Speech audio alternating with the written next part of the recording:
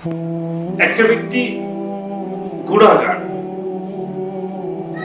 গুনাহ করতে করতে অনেক গুনাহ করছে, বা সে হতাশাগ্রস্ত, সে পথ থেকে ফিরে আসার ওইটা কি, মাধ্যমটা কি? একটা ব্যক্তি যত বিপর্যস্ত হোক না কেন, সে পথ থেকে ফিরে আসতে পারে। একটা ব্যক্তি রিভাইভাল হওয়ার জন্য, তার ভিতরে পুনর্জাগরণ আসার জন্য তিনটা গুণাবলীকে তাকে ফলো করতে হবে।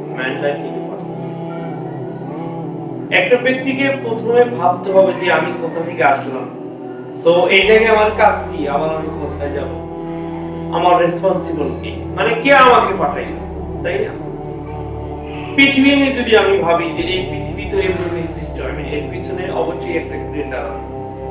ডেফিনেটলি আমরা দুনিয়াতে দেখি যে কোনো কিছু এমনি সৃষ্টি হয় না, এর পিছনে একজন ক্রিয়েটর, কর্তা থাকে, সৃষ্টিকর্তা থাকে।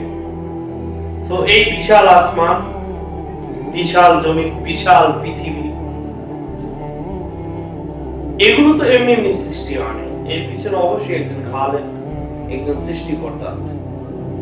তো তাকে চিন্তা করতে হবে লাইটিং থিংস, আলোকিত চিন্তা, এবং সে এই লাইটিং থিংস, আলোকিত চিন্তা নিয়ে যদি সে গবেষণা করে, একটা পর্যায়ে সে রিভাইভাল হবে অবশ্যই। এই জন্য আমাদের কনসেপ্ট এটাকে পরিষ্কার করতে হবে। এটা যখন পরিষ্কার হবে, আমাদের সবকিছু